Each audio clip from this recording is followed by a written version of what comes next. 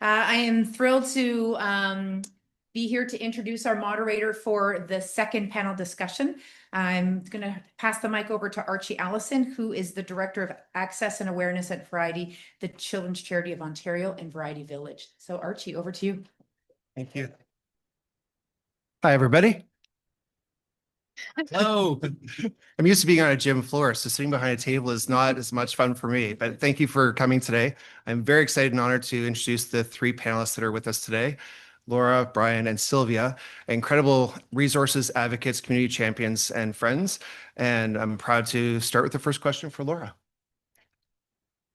Laura, you have done extensive research on access and sport participation in the context of parasport. Can you tell us how the landscape of accessibility has evolved in the province and what some of the key developments are in terms of both parasport and sport participation? Right. Well, first of all, thank you so much for being here. It's really exciting, and I think our panel discussion will probably dovetail really well with what was already discussed. So, like my colleague Peter Donnelly, I also have that very critical lens to things, but maybe I'll be a little more optimistic about some things. I think in the research that I have been involved in disability sport and parasport, what we have seen is, in fact, a real proliferation of partnerships and creativity in the sector.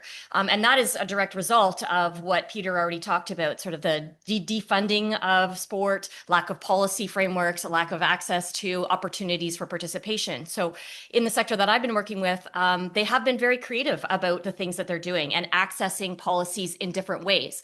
So a key policy, of course, you're all very well aware with is AODA, is the Accessibility for Ontarians with Disability Act. And many of the organizations in the room will have taken advantage of that opportunity to upgrade facilities, do things that really were needed in order to get participation up and those participants in the spaces that they need. So there's been some of those infrastructure developments.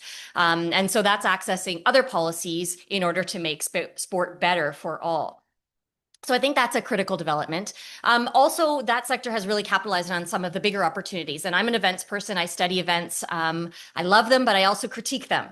But big events like the Pan Am Games, Para-Pan Am Games, really created an opportunity. And that's actually where I met many of you, is coming together and creating a collective. So that I'm going to talk a little bit about the Ontario Parasport Collective, because I think it's a model that's really unique and valuable in the fact that it brought together the sector to say, what do we need to do to make sport participation better, create more opportunities, and what can we do working together, which is something we don't often do in this sector, because we often are looking at clubs as on our own or community organizations on our own, going after that one grant as if we're somehow competing against one another, instead of thinking about how can we do this collaboratively to create change. And so that group really worked on that. That took a lot of time, and there's people in the room who led those efforts. But that collaborative governance approach, I think, is something that we can really think about and how we move that forward.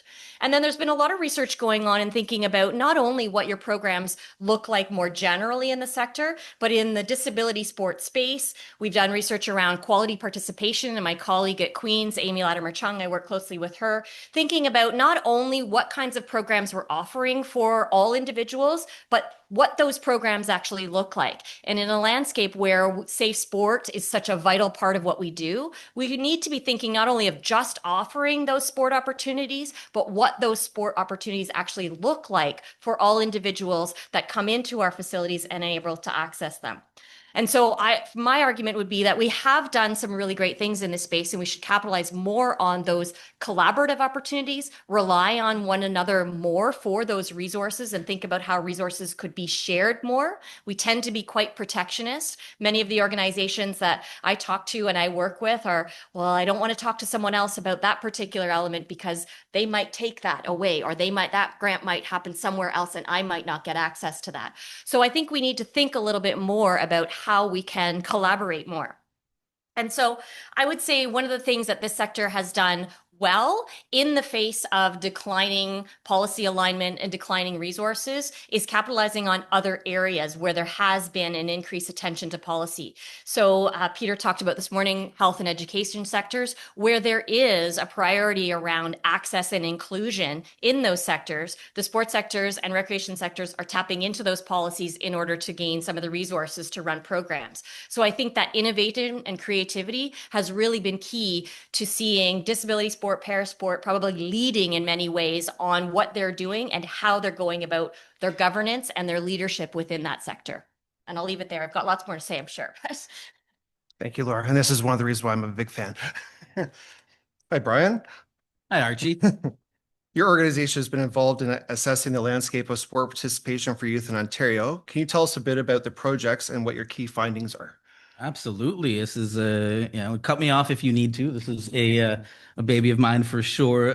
So for quick show of hands, how many people here know what MLSE Foundation and MLSE Launchpad is? All right.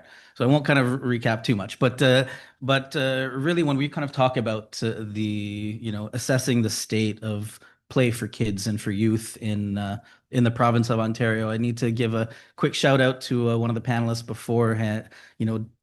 Dr. Donnelly gave reference to establishing the Center for Sport Policy Studies at U of T. Since 2021, MLSE Foundation, through our Change the Game campaign and research program under its namesake, has set out in partnership with the University of Toronto Center for Sport Policy Studies to assess the state of play of youth sport engagement, access, equity, and increasingly safety in this province.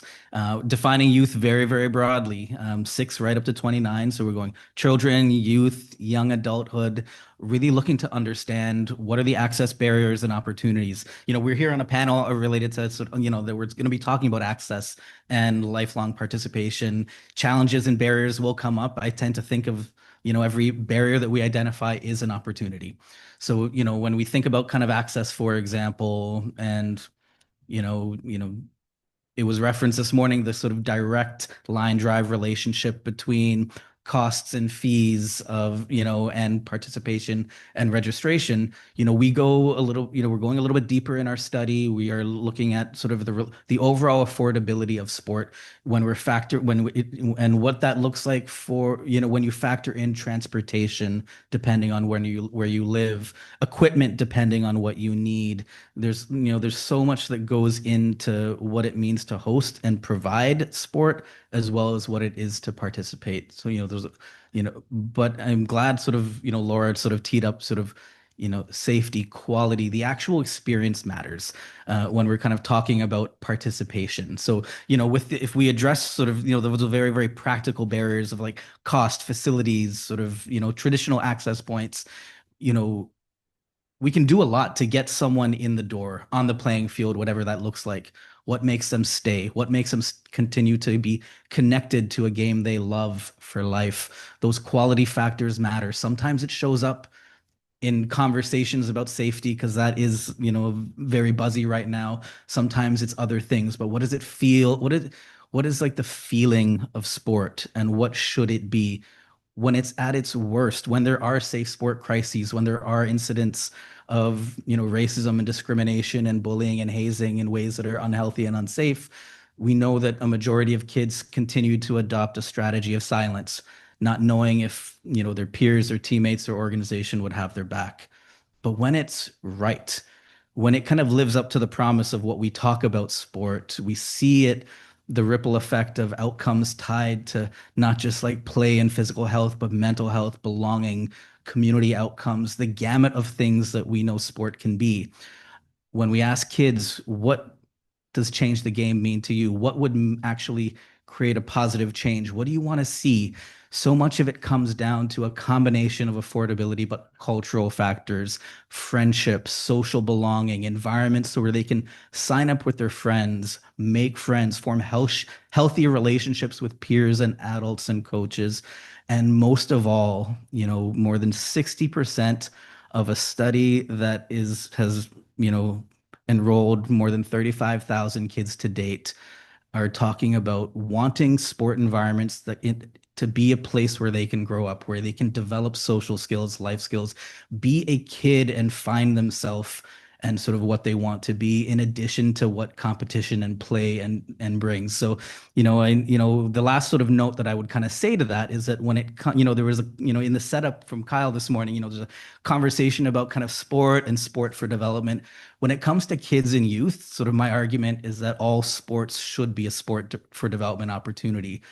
When it comes to youth sport, the quality of the relationship and the outcomes on the individual kid matters as much as their performance on the field.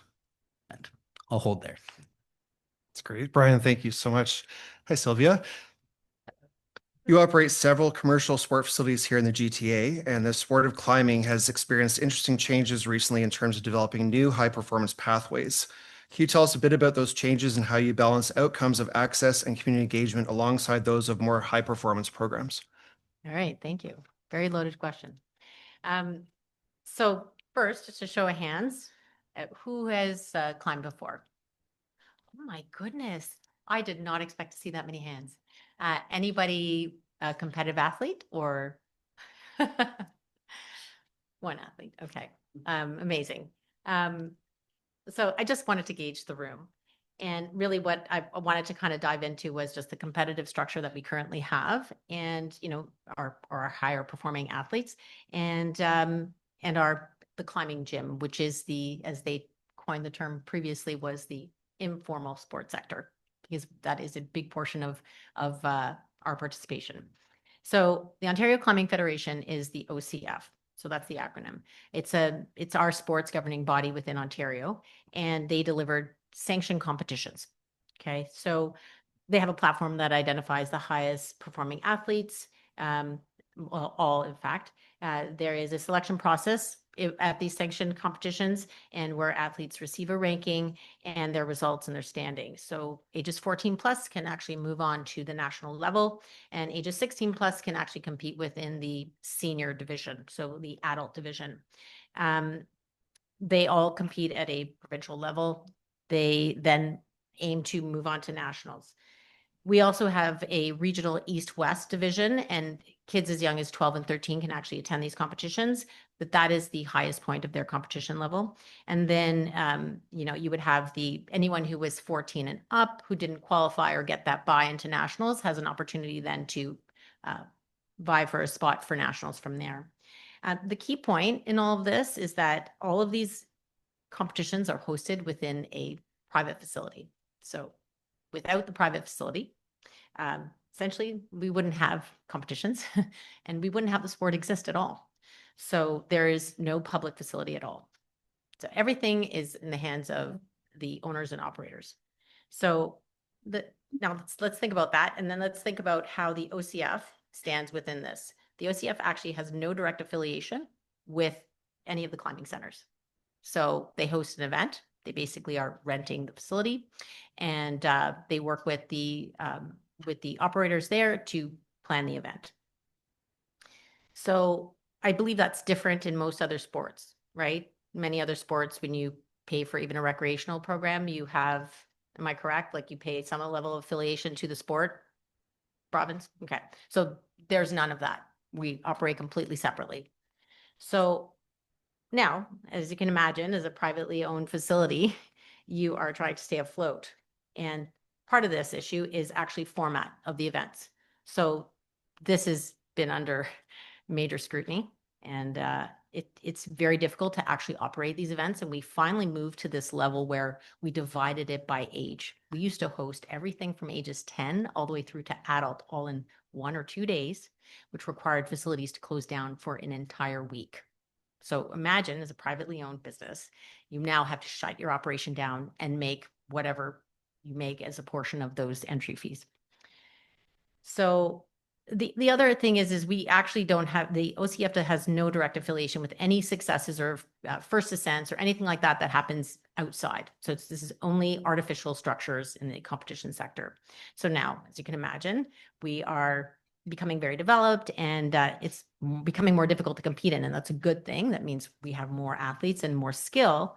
Our biggest issue is now is we have athletes who started training at 6 or 7 years of age, and you have someone who comes in and they want to compete at age 13, and they're competing against someone who's already been training for 6 years, 7 years. So how at your competition are you going to set a challenge that someone is at this level and someone is at this level, and you're going to somehow create a good experience for both of them? You often have people leaving completely unmotivated.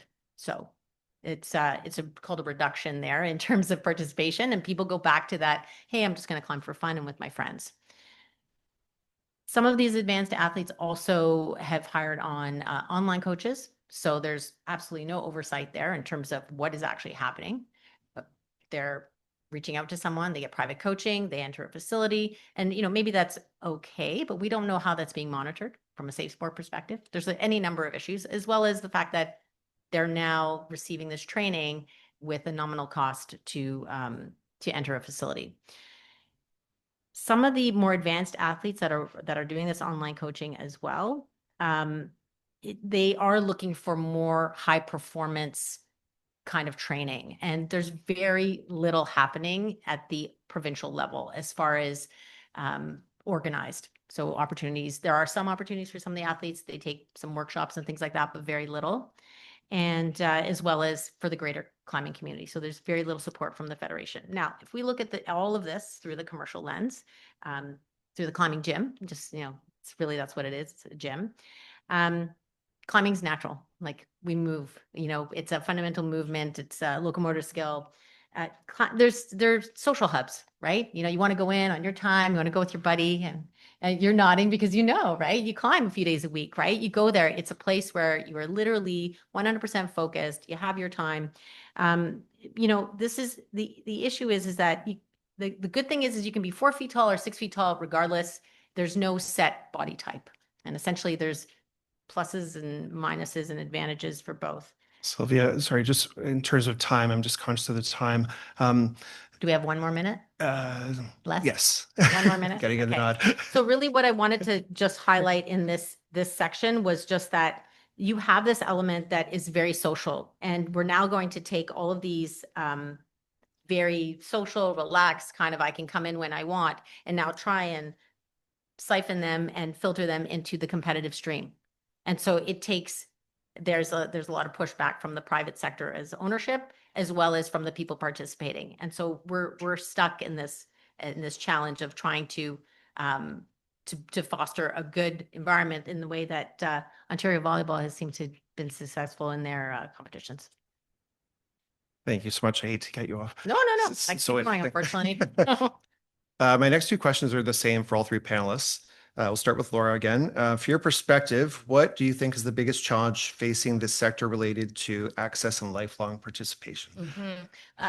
This was tricky to just pick one, to be fair, but I'll sort of go back to my original comments and some things that I didn't talk about to answer this question. I think for a long time, particularly in the disability sport, parasport sector, we did have some really strong advocates with lived experience at the government level who were pushing the agenda about access and inclusion.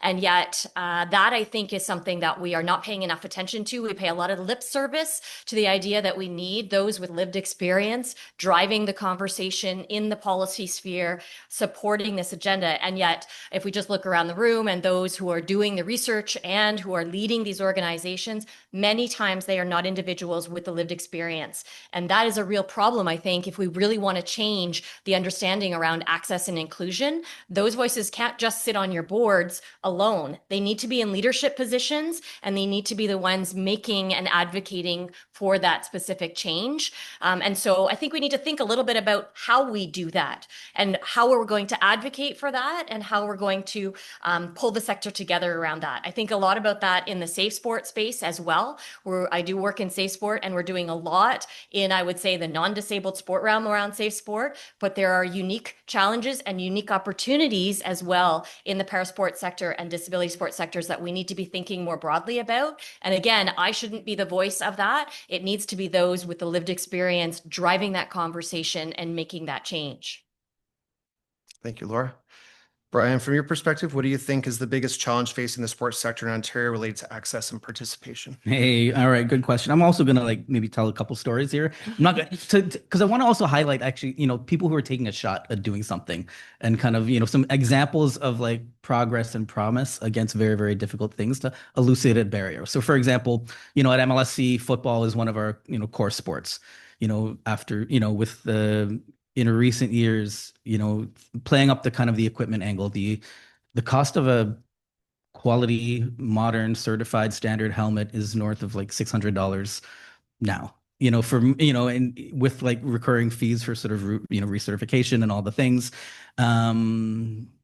it's prohibitively expensive for most kids and families to have that be a sustainable part of their playbook if they want to participate. Football itself, the data tells us, it is a sport at a youth level that is disproportionately dependent upon school sports. School boards aren't eating that costs as well. So a few years ago, MLSE Foundation and the Toronto Argonauts supported Football Toronto with the creation of a helmet bank program that would kind of provide some seed capital and rally other support for what became, a sort of a commitment to kind of supporting a network of schools around the city and the region with, a 10-year kind of lifespan to this thing that sort of eventually led to other kind of fundraising potential. The Argos sort of alumni got on board as sort of like a mentorship component. So what started as like a cost, a prohibitive, systemically important cost inflationary issue within the sport rallied a number of people together working with community sport partners and schools and, the pro sport sort of alumni around a common issue that connects both a critical access point that's connected to the viability of a game, while and layering and other points such as mentorship with people who have played at different generations of the game. And it's become one of those things that directly points to the data and that speaks to kind of the power of a partnership working across sectors to do something. The other thing that I'll kind of flag, like when it comes to sort of inclusion in sports, when we ask, when we kind of parcel out kind of the change of game data by factors of gender or race or ability or disability, one of the most common sort of change, recommendations that young people have, advocated to us is the desire for, people who look like me, people who have, a common lived experience and perspective in positions of coaching, in partnership with the Greater Toronto Hockey League, affiliates around Ontario, eventually supported by sort of Scotiabank from a funding place. A hockey coach education program was born to provide free certification, access, education that on the one hand changes, is actively working to change the face of a sport that's in the news often for all the wrong reasons. But as part of that education, they're receiving kind of instructions on and competencies and related not just to coaching in hockey, not just to coaching in general, but to coaching young people through the development of life skills and embedding that sort of sport for development methodology and playbook into hopefully the beginning of a lifelong career in the sport. Thanks, Bryan. Sylvia. Okay, so if we're going to talk specifically about climbing and our sport, some of the biggest challenges is actually just offering programming. Part of it is it maintains that very informal, casual kind of experience, which is great, but it will not develop into a high performance development. Like it will stay where it is, and people will veer off and maybe do a little bit of competition. So I think it's finding that commitment from operators who actually value and are willing to plant those seeds. Children are children, and so when they're in your facility, they really impact the space, and so positive and negatively. And you have that general membership that may not be very excited about that. They're there for their adult time, so they are basically vying for space. So it would be really great to see operators actually get more creative on how we can develop our these budding athletes who may go on to represent Ontario or Canada someday, and how to navigate that. Maybe having to have facilities that are more geared towards youth. And so we can have like a youth-centered facility, and then you can have that sort of that general like informal kind of format. And I think that's a very important aspect. Thank you, Sylvia. Final question. What change would each of you like to see in the province? Laura? This is a tricky one. And I don't know if it's only in the province. I think it's broader than that, but I think that we could start here. And we talked about it in our discussion earlier. we have moved towards this tendency to value sport for other outcomes. So Sport for Development is a great example, run some great programs, Bryan's programs. And I don't think there's anything wrong with this. I think those are fabulous, but we need to value sport for sport's sake. And I think we sort of lost that agenda. And then I appreciate Peter's comments this morning of tying it to health and education, but actually sport is valued in and of itself. And I'll give you just a quick example. Because I work in the space of events and looking at legacy and how we leverage those events, one of leads of a major organization came to me. We were doing a workshop on legacy and said to me, Taylor Swift comes to town and nobody asks them to develop programs for kids in music or new education programs in the schools. Yet we have a Hold a Sport event and we are held to a different account because we are expected to demonstrate some other diverse outcomes instead of just valuing sport for sport's sake. Thanks, Laura. Bryan? Cool. Great one to follow. I might actually offer. No, but I love this question because I think there's like a practical thing around like partnerships and working with schools and stuff. But I think this is really important because I think if we do the sport things really, really well, it does lead to those other big picture outcomes in addition to small outcomes. And I think, but when I think about like what so many of us are talking about, whether it's sort of facility access or fees or what it takes to like host, pay insurance, do all these things. Money is at the heart of so much things. Like we have a system that's dependent on volunteers, on teachers' time. It is chronically unfunded to the level of needs. How do we actually change the trajectory of that? So when I think about, I can't even remember the language of the question. Is it like, what do we have to change around Ontario? But it's, it's how do we tell the story of sport and think about kind of the brand of sport itself? When we're kind of making, I think a lot of us who are gathered in this room or on the live stream, we may be touched by something, that we kind of know it. But when we're making a case, and this is not just a government, it's for all of us, when we're kind of telling the story about what it is that we are trying to do, what draws people in more? I'm a lifelong Jays fan. I got so caught up, as the city, as the country did. I got people in my family who are like politically as divided as they are. The Jays were a unifying force. You felt something. There was a connection. There was a feeling of being part of something like bigger than yourself. Like that, at this kind of time with the social fabric of everything, sport offers such a unique way to bring people together in a positive way in real life, away from a screen, doing a healthy activity. If we do so substantively, I'm with you. Like we do sport well, it takes care of so many of those things. But when we're telling the story of what we're trying to do, I don't know if that's enough. I think we need to do, I do think there's an argument for connecting it to this broader picture. Because even if we're coming back to kind of, this morning panel is kind of, layering in on kind of government and in sort of what ministries have like weight and what doesn't, the reality is that investments made by sport are felt everywhere else. And we need to think about the brand and the story to make sure that more of those dividends are coming back home into the people who are trying to play. Thank you, Bryan. Sylvia. Amazing. It's really interesting because you bring the Jays up and things like that. Like I played softball as a kid for about 10 or 12 years, no problem. Like follow the Jays, everything. I've never touched a hockey stick. I skated. Okay. But I am a diehard Leafs fan. Like that is weird to me. I don't know of anybody who's a diehard climbing fan who's never touched climbing before. Maybe they're inspired, right? I mean, we need these levels of inspiration. Free solo, Alex Honnold, guy standing on the edge, like madness. That is not real climbing, by the way. That is a whole other level. But I really think that there is this sense of belonging that that every sport has, even at a small scale.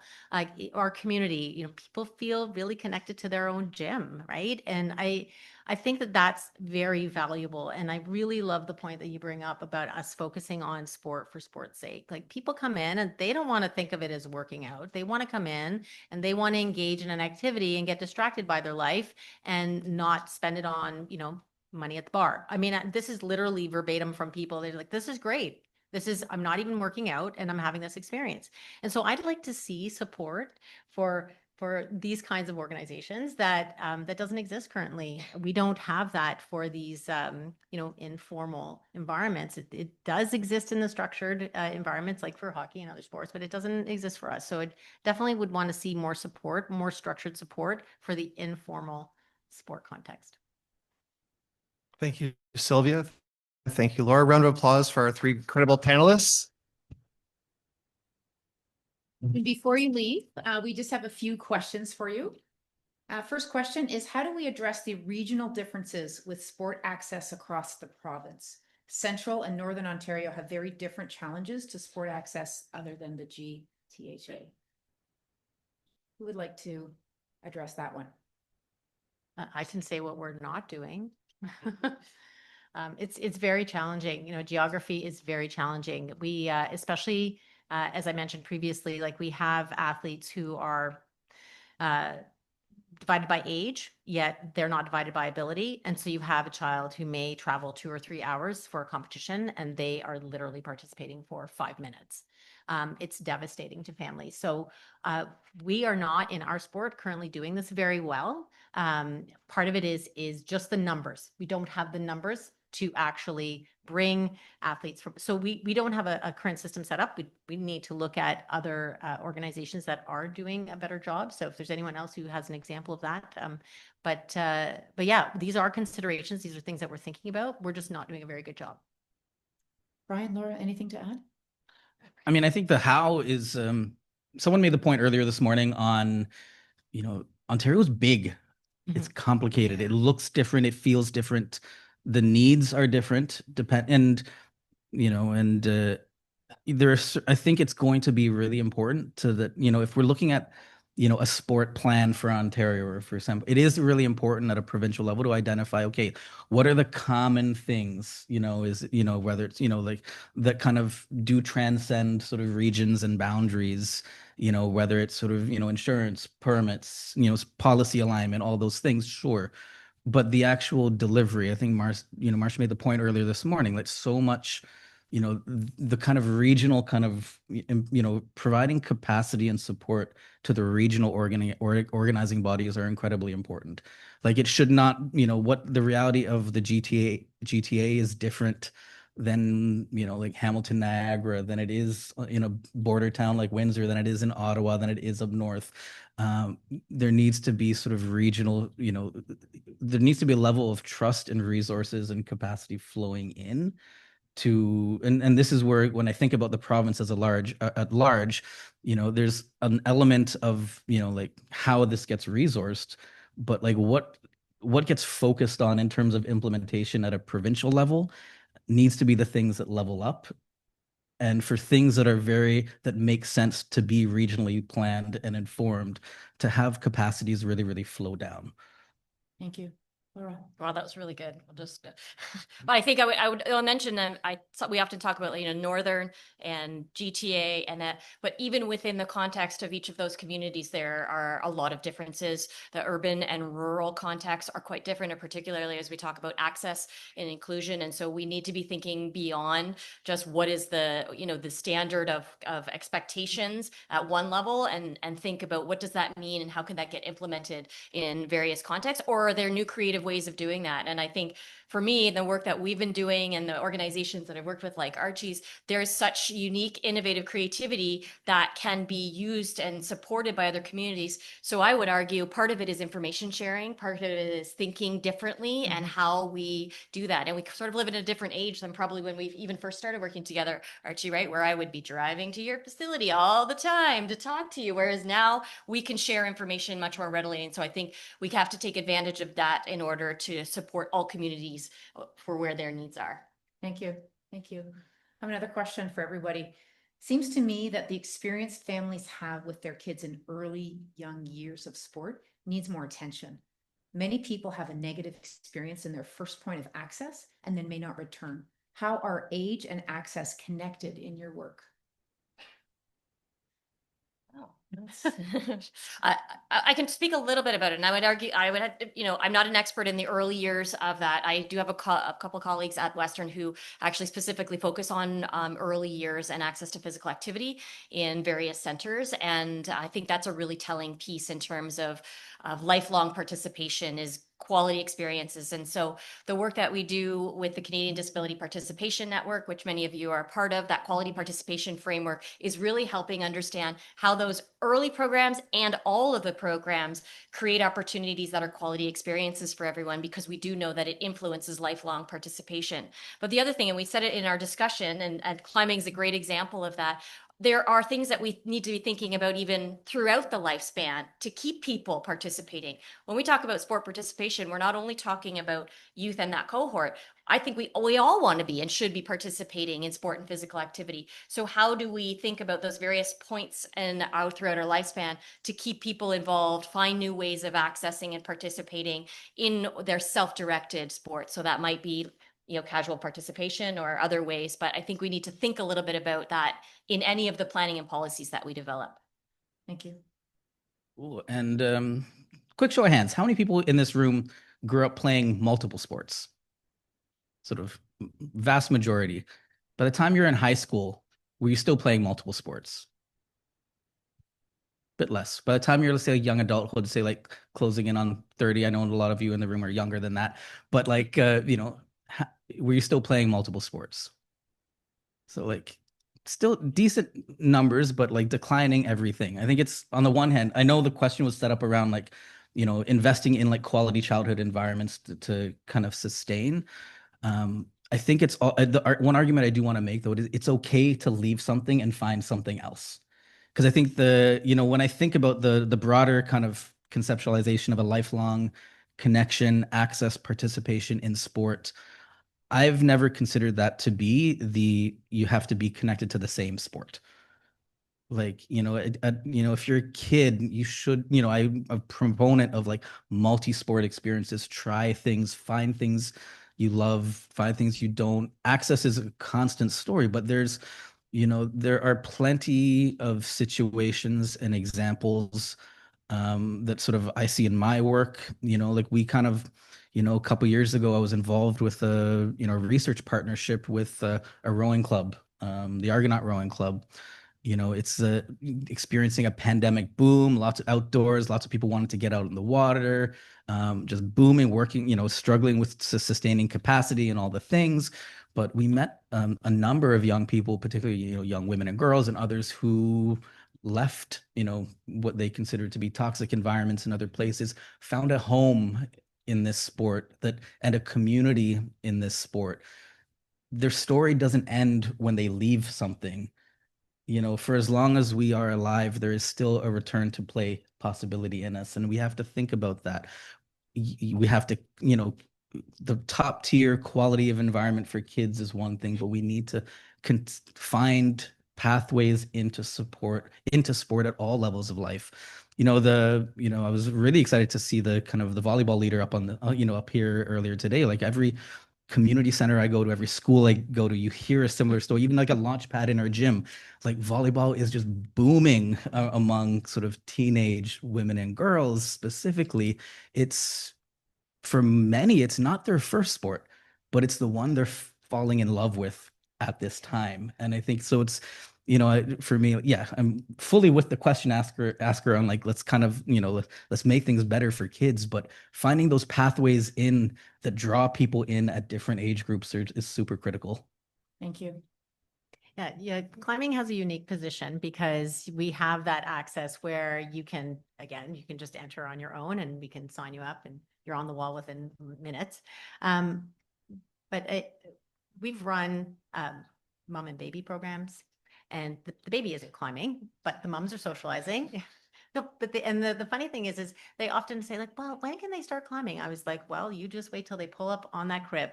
And then I had a guy in the other day, just on a very sort of personal note, and I see him in there with his daughter, and she's 12 months old. And he's like, so when can she start climbing? Because he's climbing and she's in the stroller. And I said, you just put her up against the wall and you just watch. And he was like, really? And I said, yeah. So I see him go around the back into the kids area, and He's like, you were right. She went over to the wall and she pulled herself up. And I said, this is it. I mean, this is like, you know, throwing a pair of skates on or just walking on the ice and getting a feel for things. And, you know, I think a big part of our philosophy, my husband, who is the owner as well, he was a school teacher and a coach, a lifelong coach for gymnastics. And we love children. And if you do not incorporate that, that's climbing. It's not like saying, oh, well, yeah, you're a climber and that's it for the rest of your life. It is an opportunity for you to explore movement, have fun, socialize. And if it's something you continue to do, great. We've also had the opposite effect where parents come in and they drop off their children. They're like, well, I'm here for 2 hours. So, and I'm like, yeah, we'll sign you up for a lesson or whatever, or get you hooked up and they're climbing. So it happens both ways. And I think if you're open-minded and you allow for that possibility of like, what am I interested in doing? And I don't like to go to a traditional gym and pump weights, let's say, even though we have like a weight area for you to do that kind of workout as well. I think it's being open-minded and being okay with it being different. Growing up myself, this was completely inaccessible to me, the idea of climbing mountains. I mean, this is something I do. And it's just kind of crazy to think as a child, you know, it was just like, well, first of all, girls didn't do sports. And that was what I grew up with. God bless my dad, but that was the time. And now, I mean, this is what we do. Like, it's our life. And we just want to make it available to as many people as possible. And keeping that flow, like where you can access points at any time in your life, I think allows for that flexibility for sure. Thank you. So I have an impossible task. I have 4 questions that I'd really love to ask you in 4 minutes. Okay. So we're going to do our best. Yeah, we're going to do our best. This one is for Bryan. What do you see as Launchpad's role in collaboration with PSOs, rather in competition or separated from them? Great question. 60 seconds or less. All right. We do a ton of work with PSOs. I don't think competition and collaboration, yes. I don't think okay. 30 seconds.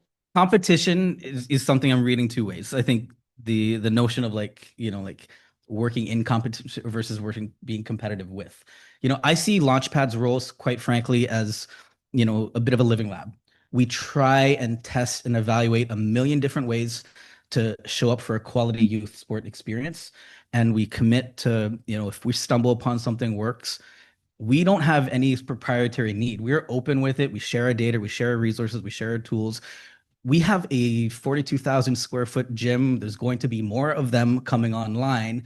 We also provide space for things to happen. If you need space for, you know, for all the things, we don't run, you know, we're humble enough to know that we're not the experts in everything. We run some programs ourselves. We open ourselves up for partnerships with others they're providing like a full suite of experiences for kids in sport. But quality is our jam. We test a bunch of different things, and we are obsessed about finding the best feeling in sport for kids. And if that means collaborating with a school, a Parks and Rec department, Tennis Canada, a PSO, like whatever it is, if you're better at it than us, but you're showing up for kids in the right way, we got you. Thank you. Okay. All right. So next question, we're going to see if we can just have one panelist answer. And again, 60 seconds or less. To what extent is fragmentation of sport part of what weakens the political imperative to make sport more access to everyone? Unlike in Europe, we lack large-scale community sport organizations as a driver of participation. In Ontario, as we see with the well-equipped private school sport programs, people of means get what they need and the rest of us fend for themselves. Who would like to answer? That like answered itself, that question. Yeah, certainly. I think I would agree. And I think the panelists this morning talked quite a bit about this, particularly things like education sector and some of the work being done in private schools or private sector does cause some fragmentation. But I don't think that that's necessarily a reason to throw up our hands and say, no, we can't do this, because you're all here. We have organizations from the private sector, education, sport organizations, and working together. So I think we just have to think about it in a different way and collaborate and keep the conversation going about what we can do together, and recognize that some things actually are done really well in particular settings. Climbing is a good example of that. It's done in particular settings. There's a climbing wall in MLSE, right? At Launchpad. So I think there are ways to really do good collaboration that can break down some of that fragmentation. Thank you. Okay, they're hitting the challenge. They're doing it. They're doing it. When COVID hit, we learned how important access to sport, play, and competition is for everyone. However, facilities remain shut and only open for certain levels of activity. What can we learn from how we classify levels of importance for access? Is university sport high performance? Question mark. Are those two questions? They do that. Yeah. I can jump in. And actually, you want to go on university sport first? Yeah. You go on that one, the first part, I'll go on the second. So All 30 right. seconds each. Yeah. All right. No, I think the I'll talk schools writ large, not defining any one thing, but I think certainly like access to spaces, like as a crow flies, schools have spaces to play that is in very close proximity to where people live, not always accessible. I think, figuring out how to unlock permit access and relationships with community clubs and partnerships, that is a systemic ball game that can change a lot of things. But in terms of what schools can program, I want to challenge a bit of a narrative that school sports is only for competitive things.